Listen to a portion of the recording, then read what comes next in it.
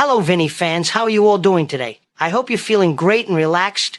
Grab yourself a snack, maybe some popcorn and a cold drink, because I'm about to spill the beans on Kamala Harris.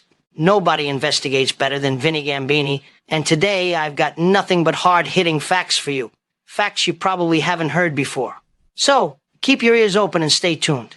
This is a long presentation, but I'm here to show you just how foolish it would be to vote for Kamala Harris, and I have hundreds of reasons why. You just have to watch the entire video. Now, keep in mind that I'm portraying Vinny Gambini from my cousin Vinny throughout this entire video, and there will be plenty of profanity. So, if you're sensitive to that, please change the channel now. We appreciate your understanding, but if you leave, you'll miss out on a lot of crucial information about Kamala Harris. If you thought nobody could be worse than Biden, you need to watch this video, because you are dead wrong. Please subscribe, like, comment, and share to support our friend Chris Dallas from Dual Pet and Celebrity Recreations. YouTube won't monetize his channel because they consider it harmful, believe it or not. Despite that, Chris brings you hit after hit with every recreation. All right, then it's time for the show, folks. Before we start, folks, this news was just released. Nancy Pelosi, Chuck Schumer, and Hakeem Jeffries gave the okay to Obama, who then called Biden, informing him that they had VP Harris's approval to invoke the 25th Amendment against him if he did not withdraw from the presidential race. This is how the fucking demo rats do you. They just stab you in the fucking back. She just doesn't know it yet, but Kamala is next. You can't trust these fuckers as far as you can throw them. Good evening, everyone. Tonight we gather to address the state of our nation. Over the past few years, we have seen a decline in the integrity of our leadership, and it starts with the former president, Donald Trump. His administration was marked by division, chaos, and corruption. Excuse me, Kamala. I'm Vinny Gambini, the best fucking lawyer that ever lived. And if you've never heard of me before, let's put it this way, I'm your worst fucking nightmare, and let's leave it at that for now. But sure, let's set the record straight. Trump's administration was about putting America first. Jobs were booming, the stock market was at record highs, and we had the lowest unemployment rates in fucking decades. Chaos, you say? The only chaos was the demo rats trying to impeach Trump for a perfect fucking phone call. Wow, Vinny, you sound very hostile. We need to heal the wounds of our nation. Trump's handling of the pandemic was a disaster. His reckless disregard for science cost countless lives. Ha ha ha ha! Listen, Kamala la la la. Nobody handled the pandemic better than Trump. He got the vaccines developed in record time, warp speed for that matter, remember? And let's not forget, Kamala, you and Joe said you wouldn't trust a vaccine developed under Trump's administration. How's that for fucking reckless disregard? We are working to rebuild our economy from the ground up, focusing on equity and fairness for all Americans. Under Trump, the rich got richer while the middle class and poor were left behind. Fake fucking news. Trump's tax cuts benefited everyone. Middle-class families saw more money in their pockets, and they created millions of jobs. The only ones who got left behind were the career politicians trying to stop his progress. Our administration is committed to tackling climate change head-on. Trump ignored the science and rolled back crucial environmental protections. Say what? Oh, please, Kamala la la la la. Trump believes in clean air and water, but not at the expense of American jobs. He pulled out of that fucking Paris Accord because it was a bad deal for America. What don't you get? Your Green New Deal is just a fucking job killer in disguise. We are taking a stand for social justice, ensuring that every American has a fair shot. Trump's rhetoric fueled hate and division. Social justice? More like social engineering. Trump's administration worked on criminal justice reform, getting bipartisan support. And let's not forget, the hate and division came from the media fucking twisting everything he said. Our foreign policy is based on diplomacy and rebuilding alliances that were strained under Trump. We are restoring America's standing in the world. Restoring alliances? He made NATO pay their fair fucking share, lady. He stood up to China and he brokered historic peace deals in the Middle East. He was restoring America's strength, not bending over backwards to foreign fucking leaders. We are investing in infrastructure, education, and health care. Trump's priorities were tax cuts for the wealthy and repealing Obamacare. Investing in infrastructure? That's rich coming from the party that couldn't pass a fucking budget. His tax cuts helped small businesses and families, and Obamacare was a fucking disaster. He was working on real health care reform. We must defend our democracy. Trump's baseless claims of election fraud undermined faith in our electoral process. What the fuck, Kamala? And I'm being nice too. Don't fucking piss me off or I'll start cussing again. He was defending the integrity of our fucking elections. And you say baseless claims of election fraud? How much proof do you want me to give you? Because I have hours upon hours of election fraud from the fucking demo rats, which is now all in the open and clear as fucking day. So let me start by giving you just a few. Pennsylvania County officials now say a temporary contractor threw Trump mail-in ballots in the fucking trash. How do you like them apples? Tucker Carlson even said at the time he was with Fox that it is now clear as day the 2020 election was a grave betrayal of American democracy. We also know now that hundreds of thousands of ballots marked for Trump were fucking entered in for Biden instead. Not to mention the other hundreds of thousands of ballots that were marked for Trump went right into the fucking trash. We also know now that the January 6, 2021 event was the fault of Nancy Pelosi as per her admission. She called the shots for Capitol security officials. And we have the unreleased video for that matter, where she even admits it was her fucking fault. Actually, now that it's brought up, let's take a good look at it, shall we? We have responsibility, Terry. We did not have any accountability for what was going on there, and we should have. This is ridiculous. You're going to ask me in the middle of the thing when they've already breached the inaugural stuff should we call the Capitol Police? The National Guard? Why weren't the National Guard there to begin with? They thought that they had sufficient resources. That is not a question of how they had. They don't know.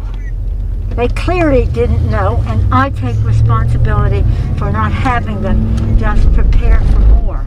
We also know that House Speaker Kevin McCarthy from California handed over 41,000 hours of security tapes from that deadly January 6, 2021 Capitol riots to Fox and Tucker Carlson, which reveals Trump never caused any of this fucking shit, yet it was all demo rats involved behind it.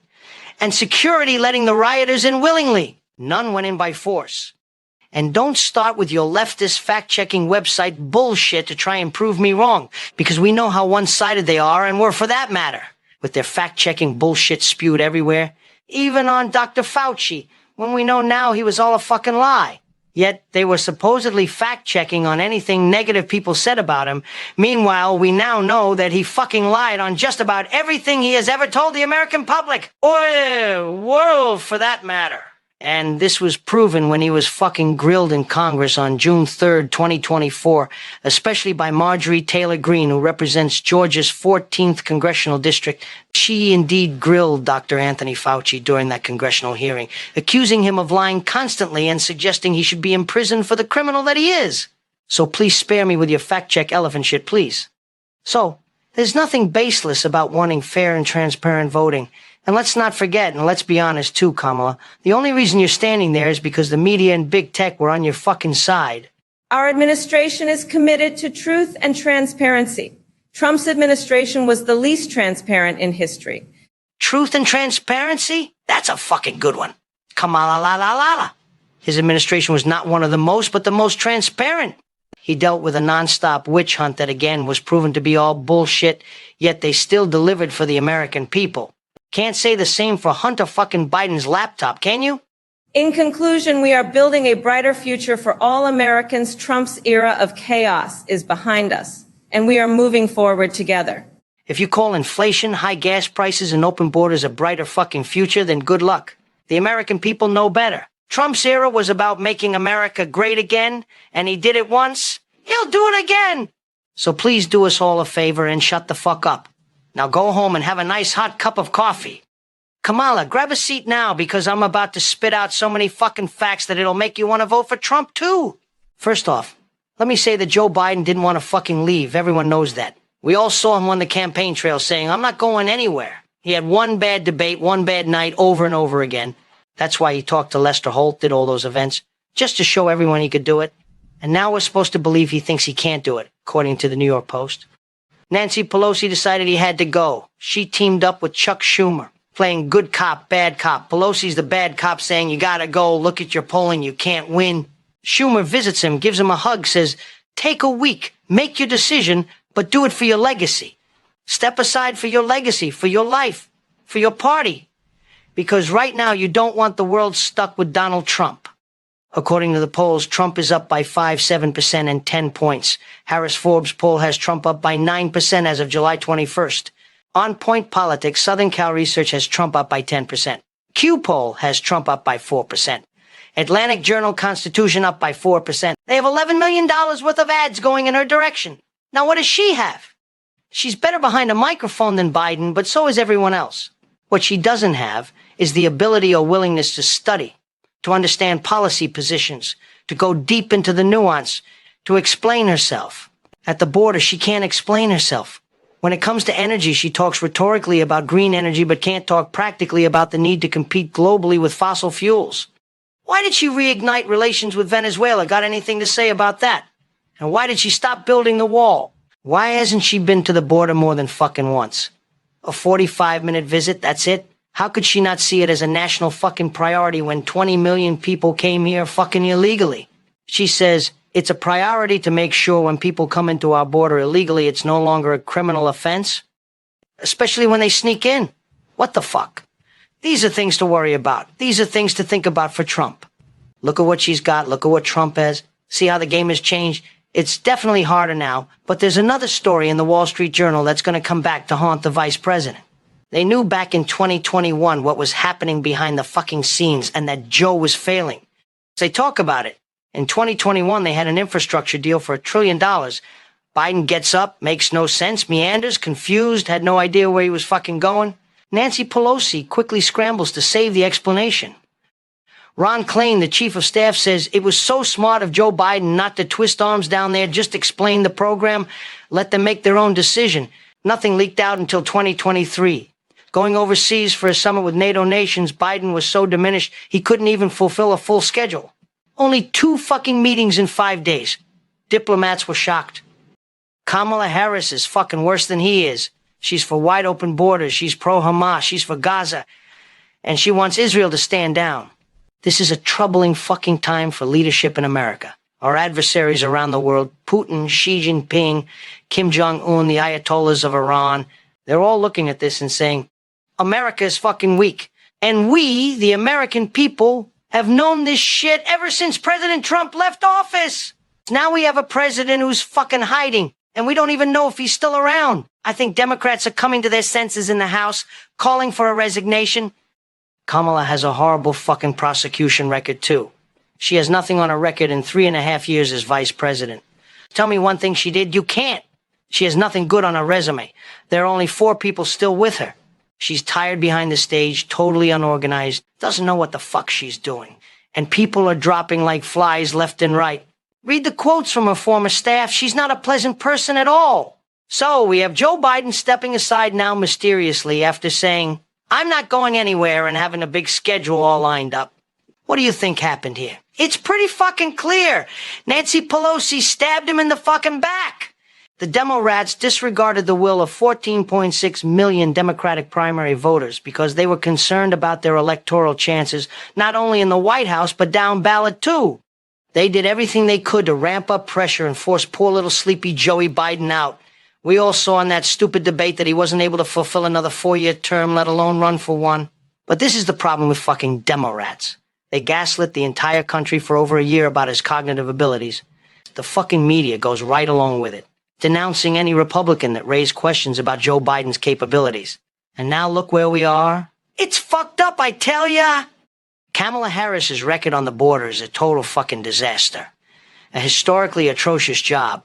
She had 2 mandates. One was diplomacy and one was to manage this massive influx of illegal aliens. Yet over 20 million illegal migrants have now crossed our southern border under her fucking watch. And there's no motivation to fucking fix this at all. Believe it or not, folks, she's only been to the border once, just fucking once. And we have to remember, they didn't fucking like her to begin with. President Biden wasn't even using her. She had nothing on her agenda most of the time. She signed off on every single one of Biden's failures and lied about his mental capacity to serve as president. Our country has been saddled for 3.5 fucking years with a president who cannot do the job. Only 5 original staffers are left out of the 41 she had hired. Even the Washington Post said a while back that she was impossible to work for. She doesn't even read any of her background material, reported on CNN no less. She is not fucking prepared to do this job effectively. She's not even competent enough to do so, let alone prepared. Her policy preferences and positions are so far to the left, and I don't see much fucking changing here in terms of her ability to persuade the middle. We saw her presidential campaign. She came in on high hopes and then basically plummeted down to 1% because her performance on the campaign trail was not effective. The Wall Street Journal chronicles how many times Biden failed behind the scenes in 2021. The infrastructure deal, he was so meandering, so off point. Speaker Pelosi had to get up and save the presentation. In 2023, they reduced his schedule overseas to 5 days with only 2 fucking meetings. Other diplomats were shocked by this. In the winter meeting with Ukraine, he spoke so low people couldn't even understand what the fuck he was talking about. And then at the NATO summit, people are looking at him overseas saying they can't fucking believe how much he's been diminished. This is all politically fucking motivated. It's an affront to the party. These 2 parties are private organizations, and the delegates of these parties decide who the nominee is going to be. When you have an open convention, it's up to the delegates to decide. And I have a prediction. What's going to happen here is this honeymoon is going to be over, and before you know it, Kamala Harris is going to be in the exact same spot that Joe Biden is in. The demo rats are going to be freaking out again because they have a candidate that can't beat Donald Trump. The fake fucking media will prop her up, that's for sure, and highlight her as if she's something she's never been. Remember when she first ran for president? Things were going great, she raised a bunch of money, and then she started talking and cackling. Guess what? People figured out she was really fucking bad, and she was polling 8th in California, even behind Andrew Yang. She had to drop out before they started taking the votes. That's how demo rats viewed her back then. Nothing's changed. She's done an even worse fucking job. Do you really want to examine those New York cases and underline how corrupt and politically fucking motivated they were? Every time people look at those cases, Trump gets more money. The money flowed in after the conviction. Want to go back there? By the way, the immunity ruling from the Supreme Court, they're revisiting the New York case because a lot of that shit was done when he was president. So, when you talk about a convicted felon, don't be fucking surprised if that doesn't work anymore. Maybe focus more on what Hunter Biden is looking at in September than what Trump experienced a few weeks ago.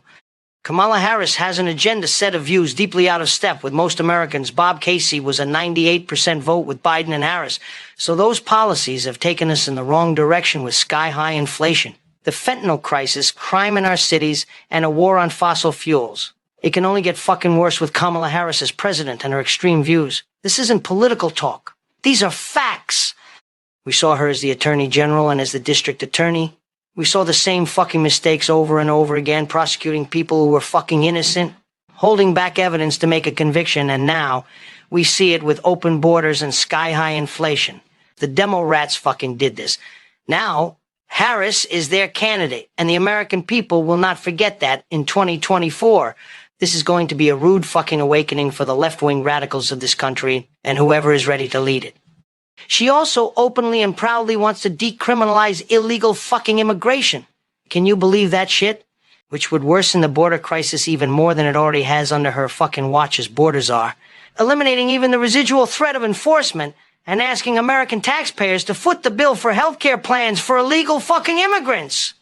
Once they arrive, of course, but that's fucking outrageous. Harris also campaigned in 2019 to eliminate private health insurance for 170 million people, regardless of how much they like their plans. That right there is way the fuck out there. This ideology is disconnected from the real-world impact, especially at the borders. Under the Biden-Harris administration, 20 million illegal migrants have entered our country in the past 3.5 years. This has depressed wages across the nation, contributed to violent fucking crimes in our cities, and led to over 4,000 deaths from fentanyl last year alone. Americans have a visceral reaction to the notion of wide-open borders and further government subsidies, which is an absolute disaster for our country. That's why Bidenomics and their border policies are so out of touch with what's happening on the fucking ground, and why Americans are clamoring for change. This is a change election. 80% of Americans think the country is headed in the wrong fucking direction, and it could get a lot fucking worse with Harris as president for another 4 years. When it comes to energy, she casually says she wants to blow up the Senate filibuster to pass the Green New Deal, which would double the federal budget despite our already deep deficits. Without any acknowledgement of the potential downsides, she wants to ban fracking and drilling.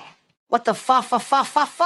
What the fuck? Pennsylvania, the state with the fourth largest natural gas reserves in the world, has the potential to be an energy powerhouse like Saudi Arabia, which produces 10 million barrels a day.